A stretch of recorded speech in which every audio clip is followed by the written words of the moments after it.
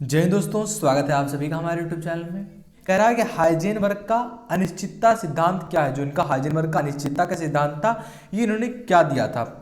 तो देखिए, इस नियम के अनुसार किसी परमाणु में किसी भी समय पर गतिशील अतिसूक्ष्म जो कण होता है, या आप कह लीजिए इलेक्ट्रॉन जो होता है, इसकी स्थिति और संवेग, संवेग को कैसे डिनोट करते हैं, पी से, संवेग दोनों का एक साथ पता नहीं लगाया सकता है। कहने का क्या तात्पर्य है, समझिए। देखिए, मान लीजिए एग्जाम्पल थ्रू आप एक फैन ले लीजिए। एग्जाम्पल थ्रू एक फैन है, यहां इसके दो पंखे हैं, दो पंखे।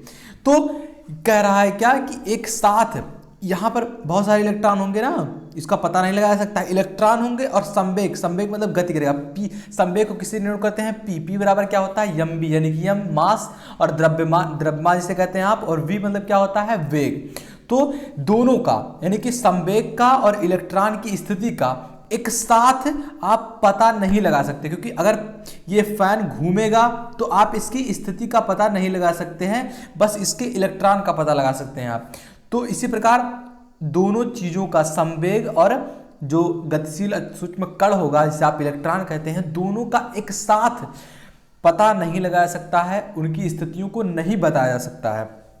तो ये था आपका हाइजेनबर्ग का अनिश्चितता का सिद्धांत। अगर आपसे पूछ लिया जाता है एक नंबर में कि आप इनका गणितीय रूप बताइए, तो गणितीय रूप में आप क्या लिखेंगे, डेल्टा एक्स। डेल्टा छोटा, अगर किसी छोटे चीज को डिनोट करते हैं तो उसे डेल्टा से प्रदर्शित करते हैं।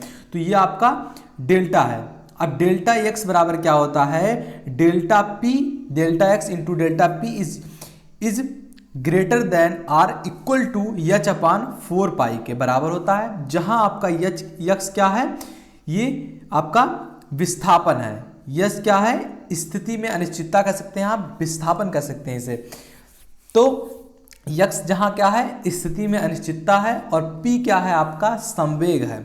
दोनों बड़े होते हैं या बराबर हो सकते हैं यच, यच के और अपान 4 पाई के। तो ये इन्होंने गणितीय एक समीकरण दिया, जिसे आप क्या जानते हैं, हाइजेनबर्ग के अनिश्चितता के सिद्धांत का गणितीय रूप। तो आई होप आपको ये समझ में आ गया होगा।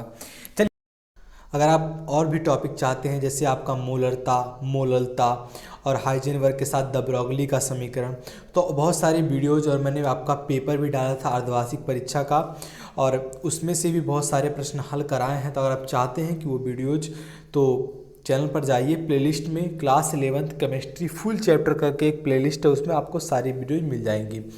तो आप अपनी प्रिपरेशन अच्छी तरीके से कर सकते हैं। इसके बाद आपका धीरे धीरे और भी वीडियोज आने वाली हैं। तो मिलते हैं आपसे अगली वीडियो में, तब तक के लिए जय हिंद, जय भारत। और चैनल को सब्सक्राइब नहीं किया तो प्लीज़ चैनल को सब्सक्राइब कर लीजिए।